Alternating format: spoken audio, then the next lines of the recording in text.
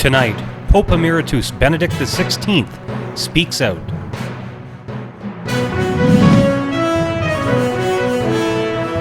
Please make sure to like this video and subscribe.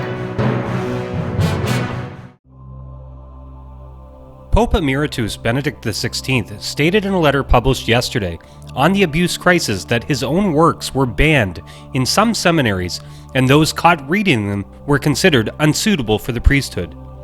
While discussing how the post-Vatican II conciliarism led to a dismissal of church traditions, the retired pontiff, 91 years of age, intimated that men had been barred from the priesthood if they were caught reading his books.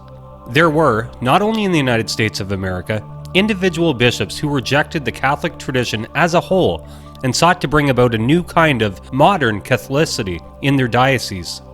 Perhaps it is worth mentioning that it is not a few seminaries. Students caught reading my books were considered unsuitable for the priesthood. My books were hidden away like bad literature and only read under the desk, Benedict XVI wrote. Benedict's claim is not an exaggeration.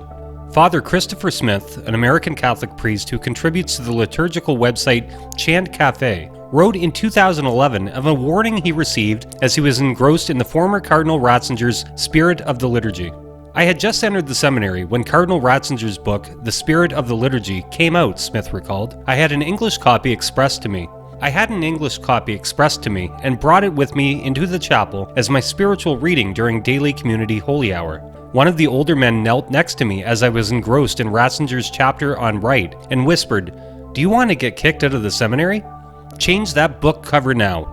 All of my attempts to not publicize the fact that I actually knew the old Latin Mass had apparently been blown out of the water by this defiant act of wanton schism, Smith continued. Suddenly, seminarians began to knock on my door and counsel me how to survive the seminary, and so I exchanged Ignatius Press book cover for one entitled The Pastoral Letters of Paul VI.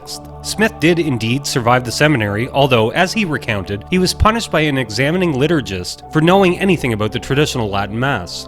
Bizarrely enough, although some seminaries punished men who read Ratzinger, at least one seminary was open to showing them pornographic films. In his discussion on the post-conciliar attitudes towards tradition, the Pope Emeritus wrote, "In many parts of the Church, conciliar attitudes were understood to mean having a critical or negative attitude towards the hitherto existing tradition, which was now to be replaced by a new, radically open relationship with the world."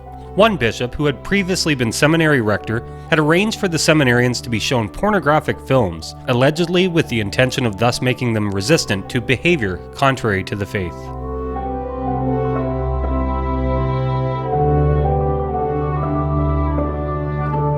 For more on this story, please visit the link in the description to LifeSite News.